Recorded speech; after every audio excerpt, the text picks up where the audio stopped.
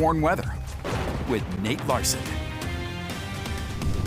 All right, Nate, as I said, it was a beautiful Saturday, but we're looking at some potential wet weather on Sunday. Yeah, we've got some changes, similar to what we've been seeing, though. So it's for folks down south, Jordan. This is Cedar City.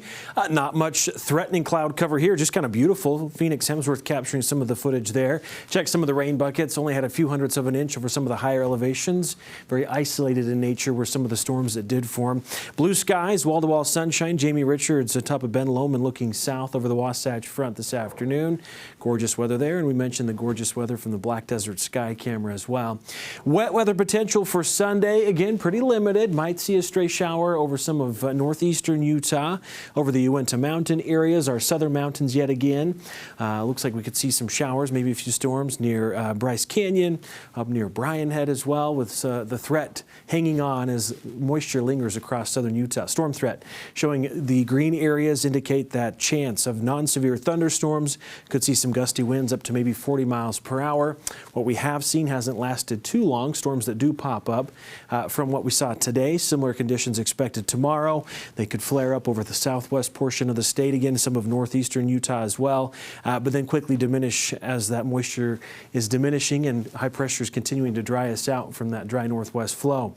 As we get into Monday, not much change as well across much of the state. Should continue to see warmer temperatures. This model highlighting a few more showers and storms on Monday. I think the threat's going to be even less intense on Monday than what we see on Sunday. So as far as flash flood potential, again, our eastern areas, recreational areas, canyonlands, arches, natural bridges all look good. Not expecting flash flooding there. It's possible, though, for the Reef, Bryce Canyon, Zion National Park, Glen Canyon, and Grand Staircase, Escalante. So if you've got plans to be recreating in those areas, just be weather aware. Be sure you can get alerts or have access to important information. If storms flare up, we could see some areas see flash flooding if storms do form upstream.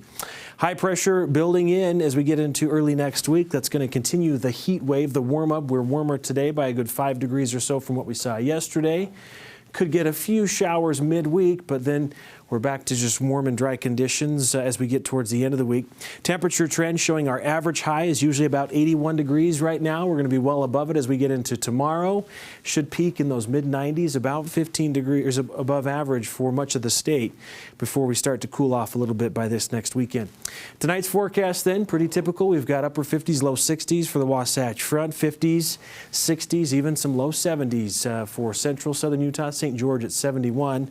Highs tomorrow just shy of the century mark in St. George, about 90 in Salt Lake City. So yeah, summer officially kicks off on the 20th with solstice.